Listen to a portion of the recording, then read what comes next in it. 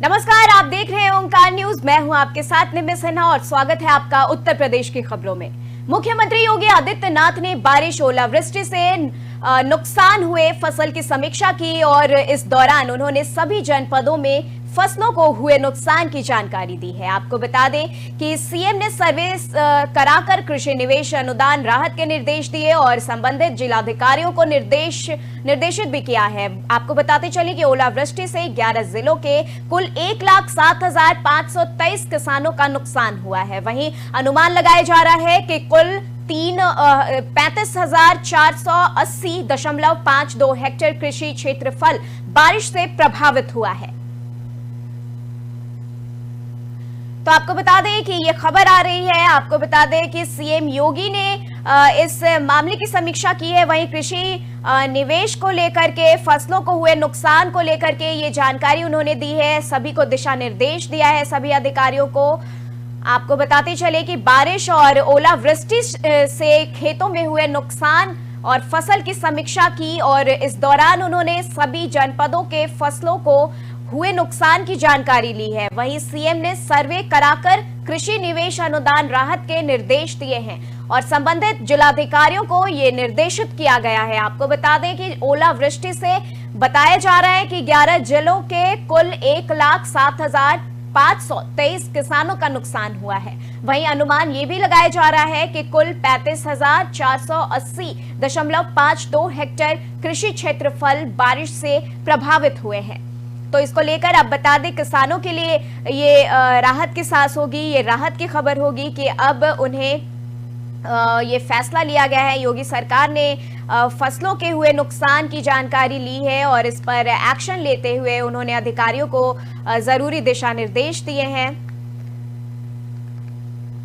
तो आपको बताते चले कि इस सीएम ने सर्वे कराकर कृषि निवेश अनुदान राहत के निर्देश दिए हैं। तो अब किसानों को अनुदान दिया जाएगा और उनकी जो भी फसलें खराब हुई है उसको लेकर अब योगी सरकार जो है वो काम करेगी और उसी दिशा निर्देश पर जिलाधिकारियों को निर्देशित किया गया है। आपको बताते चले कि ओलावृष्टि से बताया जा रहा है 11 जिलों के कुल 1,07,523 किसानों का नुकसान हुआ है। इस सर्वे को किया गया है और उस सर्वे में इस आंकड़े को सामने लाया गया है। वही अनुमान लगाया जा रहा है कि कुल 35,480.52 हेक्टेयर कृषि क्षेत्रफल बारिश से प्रभावित हुए हैं, जो है वो खेतों में देखा जा रहा है।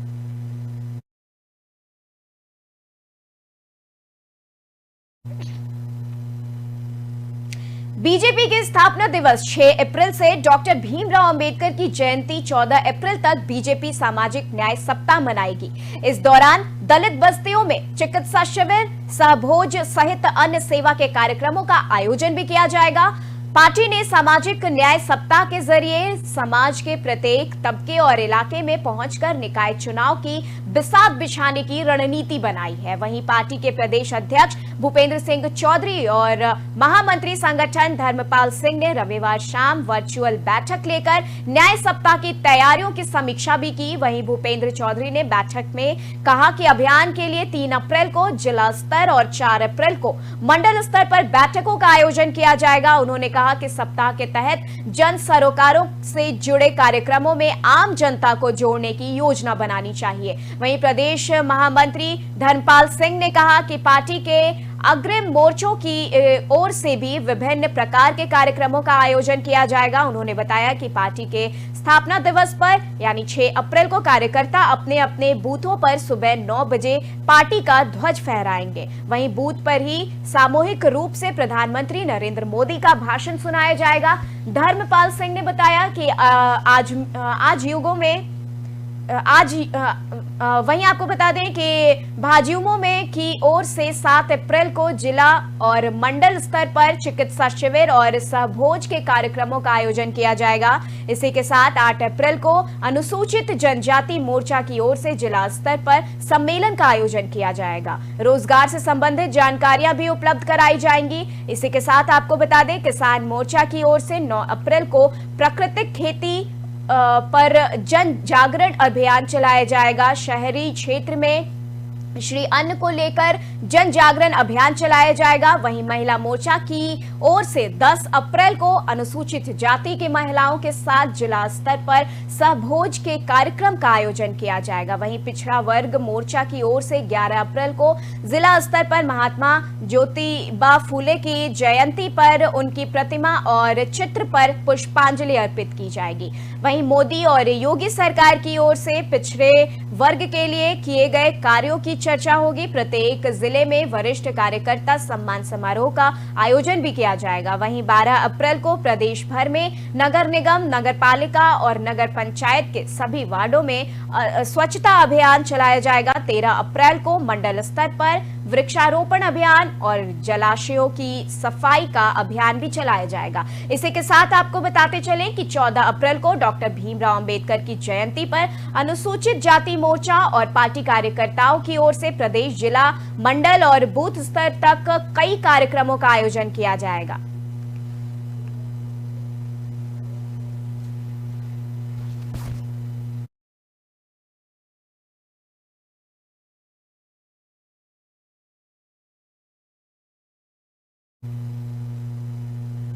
बढ़ते हैं अगली खबर की तरफ। समाजवादी पार्टी के प्रमुख अखिलेश यादव आज रायबरेली के दौरे पर होंगे। रायबरेली में अखिलेश कांशीराम की प्रतिमा का अनावरण करेंगे। आपको बता दें कि स्वामी प्रसाद मौर्य के विद्यालय में मूर्ति का अनावरण किया जाएगा। नगर निकाय चुनाव के लिए सपा दलित वोट को रिझाने के लिए प्रयास कर रही है। इसके बाद अखिलेश ऊंचाहार विधानसभा के दिनशाह गौरा ब्लॉक में कार्यक्रम में हिस्सा भी लेंगे। तो बता दें आपको कि सपा प्रमुख अखिलेश यादव का ये रायबरेली दौरा है, जहां वो कांशीराम की प्रतिमा का अनावरण करेंगे और वहीं इस मौके पर सभा को संबोधित करेंगे। कांशीराम की प्रतिमा का अनावरण अखिलेश यादव करने वाले हैं। इसी के साथ आपको बताते चले कि समाजवादी पार्टी के प्रमुख अखिलेश यादव आज रायबरेली के दौरे पर रहेंगे, यानी कि सोमवार को वो रायबरेली के दौरे पर हैं और रायबरेली में अखिलेश कांशीराम की प्रतिमा का अनावरण करेंगे। इसी के साथ उनके कई कार्यक्रम हैं रायबरेली में। बताते चले कि स्वामी प्रसाद मौर्य के विद्यालय के मूर्ति का अनावरण किया जाएगा। नगर निकाय चुनाव के लिए सपा दलित वोट को रिझाने के लिए प्रयास कर रही है। इसके बाद अखिलेश ऊंचाहार विधानसभा के दिनशाह गौरा ब्लॉक में कार्यक्रम में भी हिस्सा लेंगे। तो ये रायबरेली का कार्यक्रम है जिसमें अखिलेश यादव जो हैं वो शिरकत करेंगे, वो प्रतिमा का अनावरण करेंगे। इसके साथ ही वो अखिलेश यादव ऊंचाहार विधानसभा के दिनशाह गौरा ब्लॉक में भी कार्यक्रम में हिस्सा लेंगे।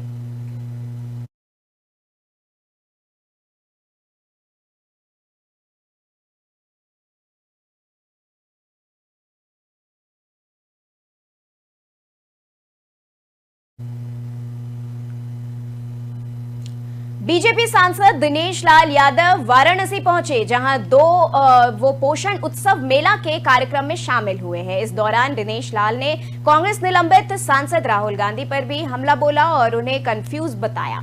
आइए सुनाते हैं दिनेश लाल ने और क्या कुछ कहा है। बाबा की नगरी में आकर के जीवन धन्य हो जाता है और फिर से एक बार अवसर मिला और आज जैसे मैंने मन बनाया कि आज आना है मुझे काशी में, वैसे ही मेरे आजमगढ़ क्षेत्र में बहुत सारा काम मुझे मिल गया।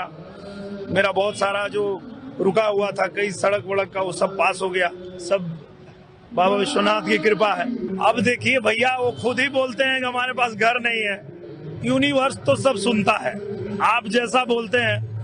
मैं 20 साल पहले बोला था कि गांव की आवाज जाके दिल्ली में उठाएंगे, हमको पता नहीं था। भगवान सुन रहे थे, हमको पहुंचा दिए। कुछ दिन पहले राहुल गांधी बोल रहे थे हमारे पास घर नहीं है, देखिए अब बेघर कर दिए उनको घर। सबसे बड़ी बात तो ये है कि वो बहुत कंफ्यूज हैं, कहना क्या चाहते हैं, उनको चाहिए क्या। कभी बोलते हैं राहुल गांधी को मार दिया, कभी कुछ बोलते हैं, तो पता ही नहीं चलता है कि आखिर वो चाह क्या रहे हैं, सोच क्या रहे हैं, बोल क्या रहे हैं। तो राहुल गांधी ही बता पाएंगे आप लोगों को।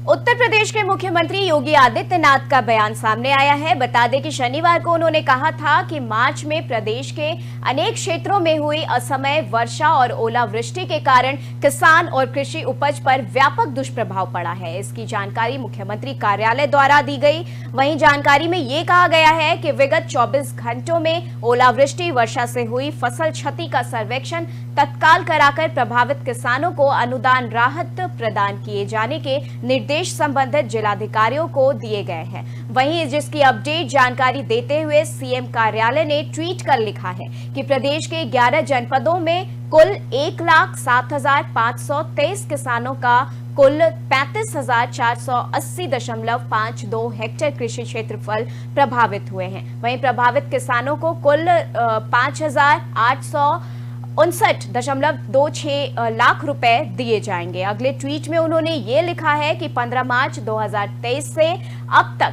हुए सर्वे में प्रदेश में हुई बेमौसम बारिश ओलावृष्टि से 11 जनपदों को प्रभावित किया गया है। जिलों में किसानों की फसलों के नुकसान की भरपाई के लिए मुआवजा भी दिया जाएगा।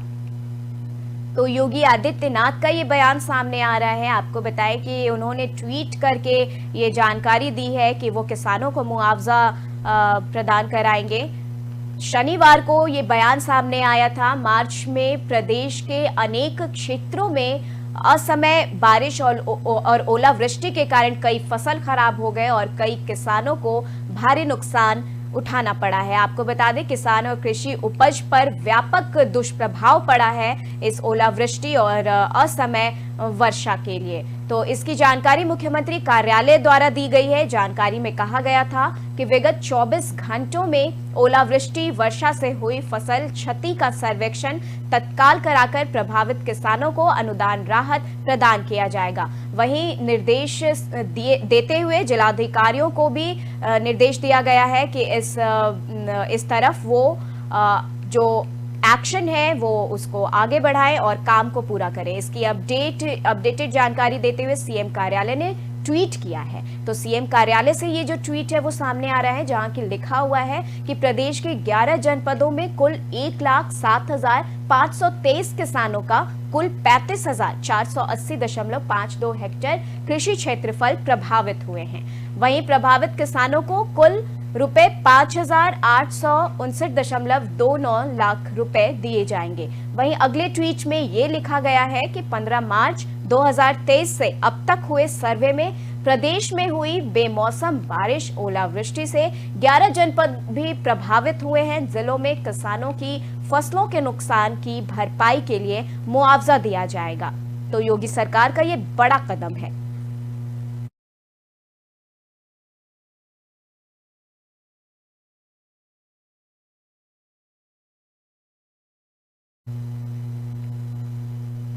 चलिए बढ़ते हैं अगली खबर की तरफ। उत्तर प्रदेश के बिजनौर में भूकंप के झटके महसूस किए गए हैं। सुबह आए इस भूकंप की तीव्रता रिक्टर स्केल पर 2.8 मापी गई है। इसका केंद्र जमीन के अंदर 10 किलोमीटर गहराई में बताया जा रहा है। वहीं नेशनल सेंटर फॉर सिस्मोलॉजी के मुताबिक बिजनौर में सुबह 4:33 पर भूकंप के झटके लगे थे। इसका केंद्र बिजनौर में ही 10 किलोमीटर की गहराई में था। इससे पहले रविवार को सुबह करीब 11 बजे मध्य प्रदेश के जबलपुर में भूकंप के झटके महसूस किए गए।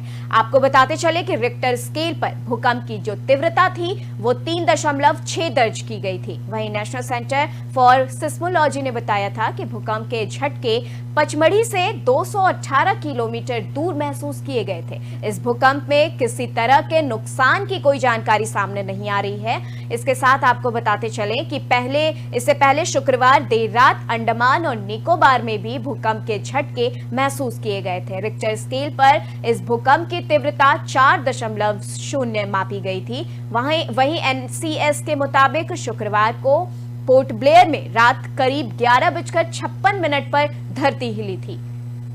तो आपको बता दें कि ये भूकंप के झटके एक के बाद एक कई इलाकों में महसूस किए जा रहे हैं। यूपी के बिजनौर में इस बार भूकंप के झटके लगे और दहशत में लोग दिखे। आपको बता दें कि इस भूकंप की जो तीव्रता थी वो रिक्टर स्केल पर 2.8 मापी गई थी। इसके साथ ही कुछ अगर शुक्रवार की बात करें तो शुक्रवार के दिन भी कई जगहों पर भूकंप के झटके महसूस किए गए। वहीं अंडमान निकोबार और पोर्ट ब्लेयर जैसे तमाम इलाकों में भी भूकंप के झटके महसूस किए गए हैं। वहीं आपको बता दें कि उत्तर प्रदेश के बिजनौर में भूकंप के झटके महसूस किए गए हैं। सुबह इस भूकंप की तीव्रता रिक्टर स्केल पर 2.8 मापी गई थी। आज सुबह की ये घटना बताई जा रही है। सुबह उत्तर प्रदेश के बिजनौर में भूकंप के झटके महसूस किए गए हैं, जिसकी तीव्रता जो है वो 2.8 मापी गई रिक्टर स्केल पर। इसका केंद्र जमीन के अंदर 10 किलोमीटर की गहराई में बताया जा रहा है। वहीं नेशनल सेंटर फॉर सिस्मोलॉजी ने और भी जानकारी देते हुए ये बताया कि बिजनौर में सुबह 4:33 पर यह भूकंप के झटके महसूस किए गए। इसका जो केंद्र है वो बिजनौर में ही 10 किलोमीटर गहराई में था। इससे पहले रविवार को सुबह करीब 11 बजे मध्य प्रदेश के जबलपुर में भूकंप के झटके महसूस किए गए थे। यानी कि एक दिन पहले 11 बजे आपको बता दें दिन में भूकंप के झटके जो हैं वो मध्य प्रदेश के जबलपुर में महसूस किए गए, जहां की इसकी तीव्रता 3.6 मापी गई। वहीं नेशनल सेंटर फॉर सिस्मोलॉजी ने बताया था कि भूकंप के झटके पचमढ़ी से 218 किलोमीटर दूर महसूस किए गए थे। इस भूकंप में किसी तरह के नुकसान की जानकारी नहीं बताई जा रही है। इससे पहले शुक्रवार को भी देर रात अंडमान और निकोबार में भूकंप के झटके महसूस हुए थे। आपको बता दें कि यहाँ पे इस भूकंप के झटके का जो तीव्रता थी वो 4.0 बताई जा रही है। वहीं एनसीएस के मुताबिक शुक्रवार को पोर्ट ब्लेयर में भी रात करीब 11:56 पर भूकंप के झटके महसूस किए गए थे।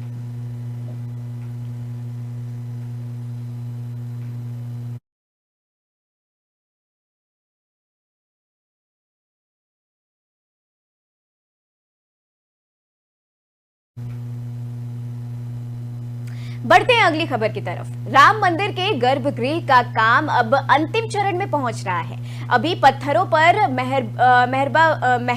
मेहराब बनाने का काम चल रहा है और अगले महीने से रामलला के घर की छत ढालने का काम शुरू हो जाएगा। वहीं राम मंदिर के गर्भगृह का परिक्रमा पथ भी बन चुका है। आपको बता दें, मेहराब वास्तुकला का एक शानदार काम है जो किसी भी संरचना में लालित्य और सुंदरता जोड़ सकता है। आपको बता दें कि मंदिर के प्रवेश द्वार से लेकर कई स्थानों पर मेहराब बनाने का काम चल रहा है। बीम के भी सभी स्तंभ तैयार किए गए हैं। इसी महीने ये काम पूरा होते ही मई में राम मंदिर की छत ढालने की प्रक्रिया जो है वो शुरू कर दी जाएगी। दरअसल राम मंदिर में 2 परिक्रमा पथ बनाए जा रहे हैं, जिसमें से गर्भगृह का परिक्रमा पथ बन चुका है और गर्भगृह की परिक्रमा केवल पुजारी ही कर पाएंगे। मंदिर परिसर के परिक्रमा पथ का काम अंतिम चरण में है। आपको बताते चले कि ये परिक्रमा पथ कीर्तन मंडप से शुरू होकर भजन मंडप तक है।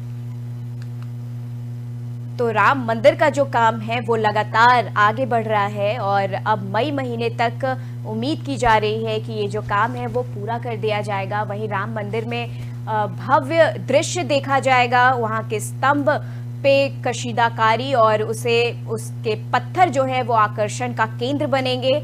आपको बता दें कि मई में ये शुरू होगा छत ढालने का काम। राम मंदिर के गर्भगृह का काम अब अंतिम चरण में पहुंच रहा है। अभी पत्थरों पर मेहराब बनाने का काम चल रहा है और अगले महीने से रामलला के घर की छत ढालने का काम शुरू हो जाएगा। वहीं राम मंदिर के गर्भगृह का परिक्रमा पथ भी बन चुका है। आपको बता दें कि मेहराब वास्तुकला का एक शानदार काम है जो किसी भी संरचना में लालित्य और सुंदरता को जोड़ सकता है। आपको बताते चले कि मंदिर के प्रवेश द्वार से लेकर कई स्थानों पर मेहराब बनाने का काम चल रहा है। बीम के भी सभी स्तंभ तैयार हैं। इसी महीने ये काम पूरा होते ही मई से राम मंदिर की छत ढालने की प्रक्रिया जो है वो शुरू कर दी जाएगी। दरअसल बताया जा रहा है कि राम मंदिर में 2 परिक्रमा पथ बनाए जा रहे हैं, जिसमें से गर्भगृह का परिक्रमा पथ बन चुका है और गर्भगृह की परिक्रमा केवल पुजारी ही कर पाएंगे। वहीं मंदिर परिसर के परिक्रमा पथ का काम अंतिम चरण में है। ये परिक्रमा पथ कीर्तन मंडप से शुरू होकर भजन मंडप तक है। तो आपको बता दें कि बस अगले महीने से यानी मई महीने से राम मंदिर में छत ढालने का काम शुरू हो जाएगा और जल्द ही अब राम मंदिर अपने पूरे स्वरूप में सभी राम भक्तों के लिए तैयार होकर सामने आएगा। और वहीं पत्थरों पर नक्काशी किए जाएंगे, पत्थरों पर यहाँ इस्तेमाल किए गए पत्थर जो हैं उस पे मेहराब बनाने का काम किया जाएगा, जो काम अभी चल भी रहा है। और इस काम को पूरा होते ही ये जो मंदिर है वो दर्शकों के लिए आकर्षण का केंद्र बन जाएगा। वहीं बीम के भी सभी स्तंभ तैयार हो चुके हैं। इसी महीने ये काम पूरा होते ही मई में राम मंदिर की छत जो है वो ढलनी शुरू हो जाएगी। इस काम को तेजी से आगे बढ़ाया जाएगा। दरअसल राम मंदिर में 2 परिक्रमा पथ बनाए जा रहे हैं, जिसमें से गर्भगृह का जो परिक्रमा पथ है वो अब बन चुका है और गर्भगृह की परिक्रमा केवल पुजारी ही कर पाएंगे। वहीं मंदिर परिसर के परिक्रमा पथ का काम भी अंतिम चरण में है। ये परिक्रमा पथ कीर्तन मंडप से शुरू होकर भजन मंडप तक रहेगा। तो ये राम लल्ला के लिए और राम भक्तों के लिए ये बड़ी खबर आ रही है, खुशी की खबर है कि अब राम मंदिर अपने पूर्ण स्वरूप में तैयार होने वाला है।